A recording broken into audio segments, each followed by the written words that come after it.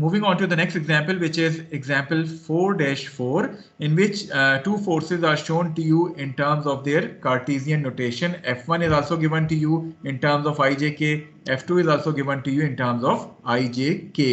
You need to determine the resultant moment which they create about point O, and we need to express it as a Cartesian vector notation. Okay, now in order to calculate summation moment, आपको अगर याद हो जब हम इससे पहले summation fx और summation fy लिखते थे तो हम क्या करते थे, ये पॉजिटिव साइन डालते थे और फिर हम summation fx लिख रहे होते थे. क्या आप मुझे ये बता सकते हैं कि इसमें ये एरो किस चीज को रिप्रेजेंट कर रहे हैं जब हम लिख रहे होते थे? आपको मैंने शुरू में बताया था जब हम ये चीजें कर रहे थे. जी, एनीवन वॉलंटियर स्टूडेंट, ये एरो किस चीज को रिप्रेजेंट कर रहा होता था उस summation fx में? सर पॉजिटिव एक्स वाली साइड. या दैट्स करेक्ट, पॉजिटिव, यानी आपकी एक्स एक्सिस की पॉजिटिव साइड आप राइट की तरफ ले रहे हैं. इसी तरह जब टू डायमेंशन में आप मोमेंट ले रहे होते हैं तो आप क्लॉकवाइज साइन के साथ, मसलन आप जब मोमेंट्स की समेशन करते हैं तो आप यहाँ लिखते हैं positive summation M O. Positive का मतलब क्या है कि you are basically taking these counter clockwise moments as positive. Although vector form में हम ये नहीं लिख रहे होते, लेकिन स्केलर फॉर्म में जहां जहां हम मोमेंट्स को सम कर रहे होते हैं, रिजल्टेंट मोमेंट फाइंड कर रहे होते हैं, तो हम वो एरो जो है वो डाल रहे होते हैं. Okay, now you need to find out the resultant moment which is M R O in terms of vector form. अभी इससे पिछली स्लाइड पे हमने देखा था वो क्या होता है, it is going to be summation R cross F. अब इसमें आपके पास दो फोर्सेस है F1, so it means that you are going to define two position vectors. One is going to be this position vector R1, which is going to be cross product with F1.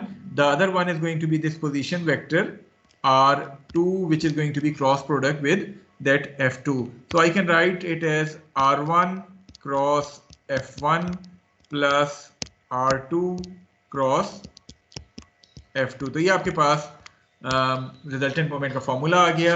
अगर मैं R1 की बात करूं तो आपके पास जो यहाँ determinant बनेगा वो क्या बनेगा, आई जे के.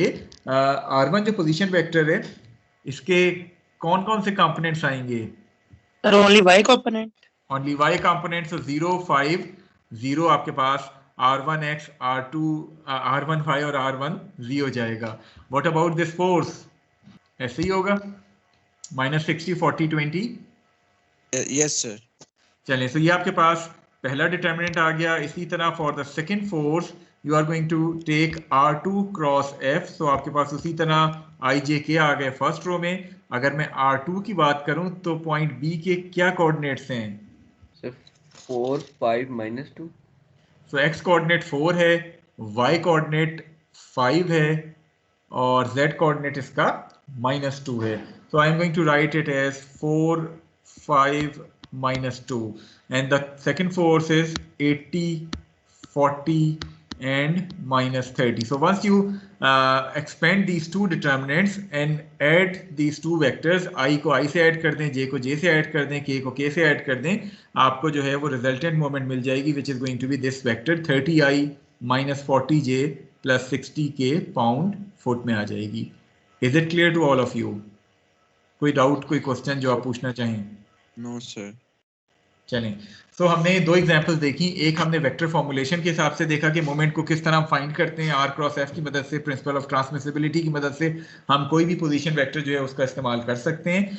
सेकंड क्या है कि हमें रिजल्टेंट मोमेंट्स अगर फाइंड करने हो तो हम इंडिविजुअल फोर्सेस की मोमेंट्स को फाइंड करके वेक्टर फॉर्म में उन सारे वेक्टर्स को ऐड करते चले जाएंगे, हमें रिजल्टेंट मोमेंट जो है वो मिल जाएगा. इसमें जो अक्सर इसमें गलती करते हैं वो इस डिटर्मिनेंट को एक्सपेंड करने में कर रहे होते हैं. काइंडली कोशिश करें कि जब आप इसको एक्सपेंड कर रहे हैं तो थोड़ा सा सुकून के साथ डिटर्मिनेंट्स को एक्सपेंड करें ताकि आपके पास उसी हिसाब से करेक्ट सोल्यूशन आए. अक्सर लोग इस जे के साथ ये जो नेगेटिव साइन आ रहा है इसको भूल जाते हैं. काइंडली इस नेगेटिव साइन को जो है वो ना भूलें. ये नेगेटिव साइन बाय डिफॉल्ट आता है. आई के साथ जब आप कर रहे हैं तो आई की हट गई और इनको मल्टीप्लाई करते हैं. जे के साथ जब कर रहे हैं तो नेगेटिव साइन डाल के फिर के साथ पॉजिटिव साइन आ जाता है. तो काइंडली जब डिटर्मिनेंट्स को एक्सपेंड करें तो थोड़ा सा साइंस का आप ख्याल रखें.